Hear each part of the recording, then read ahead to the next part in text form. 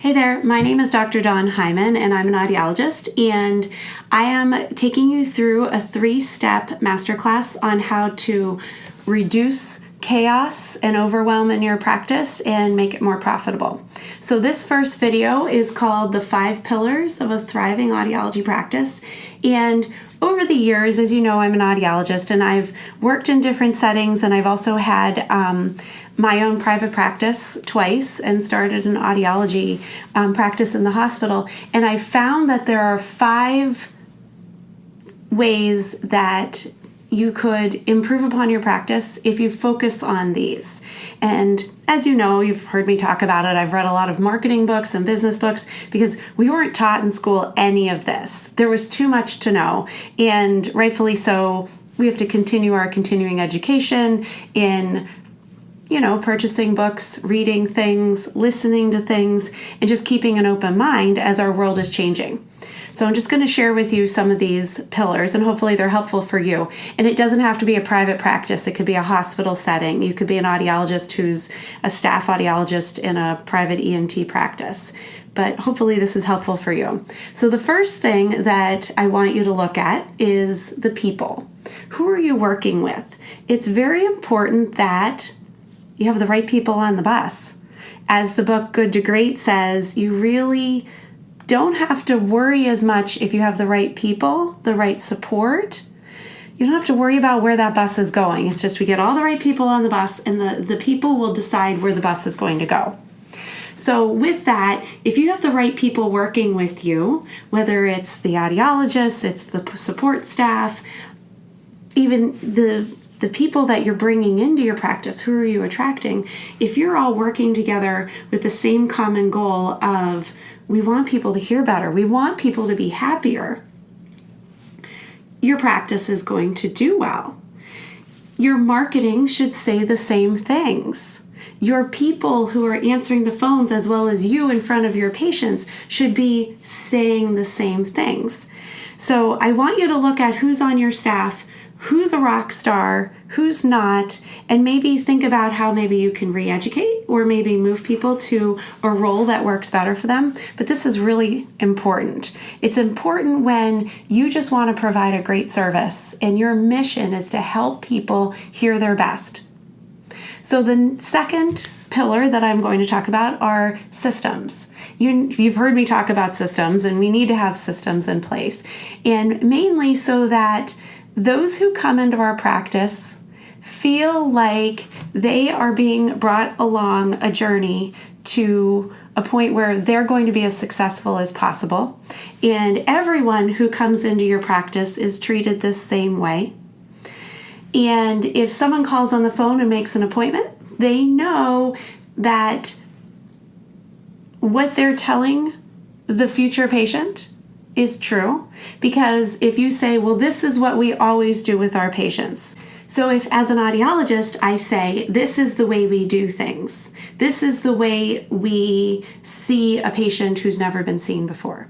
And if my staff knows this is the process, and if someone calls and says, so how does this work? They go through the process with them. Maybe we've role played, which we do in our office, of what it's like to be a patient and what happens behind closed doors. Because for HIPAA, obviously, we don't have the doors open. So we want all the staff to know what's the process.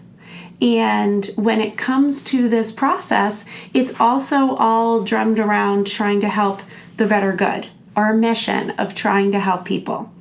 I worked at Disney World, as you know, and so at Disney, no matter what your role is, you are a cast member if you work there, and whoever comes in is your guest, and you dress for the part and you act the best way you can to make their experience magical, and we should do the same. Yes, we're only working with hearing loss, and we're only working with maybe hearing aids or cochlear implants or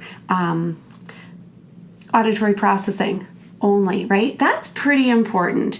And we need to make certain that the patients feel like they are at a place that knows the systems and what systems work.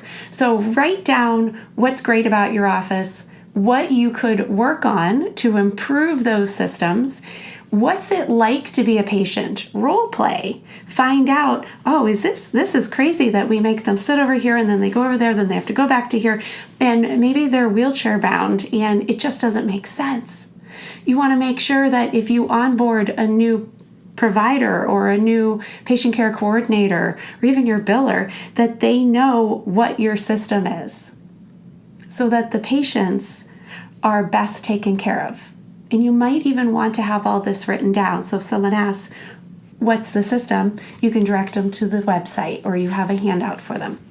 The third pillar is money. No one wants to talk about money, but we need to talk about money. We need to talk about the fact that this is a scary time right now in the audiology and hearing world. We're worried that, and I've heard a lot of people say it, we're worried that our profession is dying. Are we the middleman that's going to be eliminated?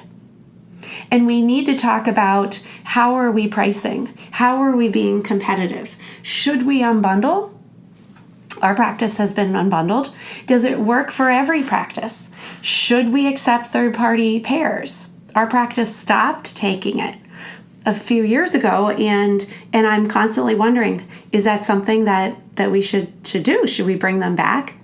Should we consider trying to change our prices so that they match online prices? And these are all questions that I don't know the answers to. I don't have it all figured out. But when I have mastermind groups, and EntreAudiology Mastermind and our academy that's coming is all about working together to try to find out what's best for my practice, for my colleagues' practices, and we bring up topics and we talk about this and we try to figure out what's going to work. We experiment. We're trying to figure out what's competitive.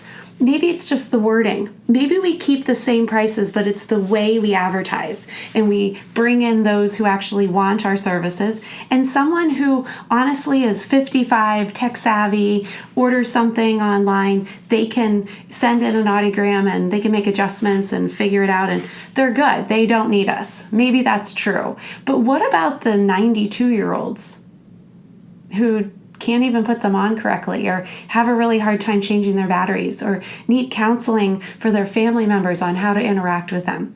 Maybe they're the ones we have to keep bringing in. But I can't answer all of these big questions today, but I can tell you that these are things that we need to talk about, and we need to actively feel confident in talking to our peers about it and not feel worried that someone's going to shame us in saying something that maybe they think isn't appropriate, or laugh at us, or screenshot and post it on a different group and say, oh, can you believe that person said that?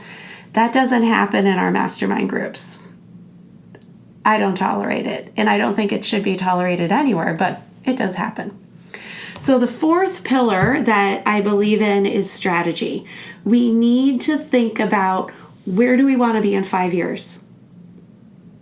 We need to also think about what's going to happen in 2 years, 3 years, with the regulations that are changing, with the way that new companies are coming in, or old companies that are now suddenly trying to sell hearing aids.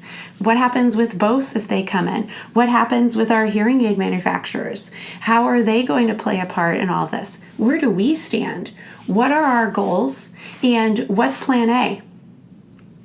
Do nothing? What's plan B? Maybe change a little. What's plan C? Maybe change a lot. Should we all individually figure this out on our own, or should we work together? I think it's easier to work together. The fifth pillar, which I feel is the most important in all of this, is your narrative. We need to tell our stories. We need to look at what our mission is and write it out in a story so that our future patients and our current patients and our staff and everyone is telling the same story about how we're really changing lives. And we want to tell the positive stories. Our narrative shouldn't be about hearing aids. Our narratives shouldn't be about price. Our narrative should be about the positives and how someone came in and they couldn't hear their granddaughter and they know their granddaughter's getting married, and we guided them along to be able to fix their hearing. And look what happened. Look at the pictures that they brought in. Oh my gosh, it was a fantastic trip to New York. And here are the pictures that she was a beautiful bride and they heard all the vows, and our practice changed their life. And we treat every patient this same way, where we listen to their anxiety and we listen to their biggest fears about maybe what hearing aids would look like. And we listen to the way that they're not acting like themselves anymore. And we create a plan, and we genuinely care that they're going to be successful as this person could possibly be, even if they're blind or they have macular degeneration or their rheumatoid arthritis has caused their fingers to cripple. We know they're a good person that just needs help, and we have strategies to try to customize the devices and customize the care plan so that they do their best. I highly recommend that you listen, or you could listen. I listen to audiobooks, or you can read the 7 Habits of Highly Effective People, or even Good to Great, because they let us see outside our industry and see the big picture of what do we need to work on. If something's going really well, keep doing it. The hedgehog effect. Don't look at extraneous shiny objects. Keep doing what you're doing, and you're doing it well. But keep an open mind about innovation, and make sure you have the right people on your bus, and make certain that you're being economical. Make certain that you are not underpricing yourself or overpricing something. Make certain that you are valuable and unique, and you tell these stories. In the next video, we're going to talk about where to even start. What should you do? How can you create an action plan to start moving forward and moving into this chaotic world that we've created? Then I don't even have to get into that, but historically speaking, we need to undo what was done before, maybe with our billing practices, and we need to work together, and we need to go from this status of feeling like everything's just chaotic and negative and overwhelming to focus and directions. So download the cheat sheet from this video, and I will see you in the next one in a couple days. Okay, thanks. Bye-bye.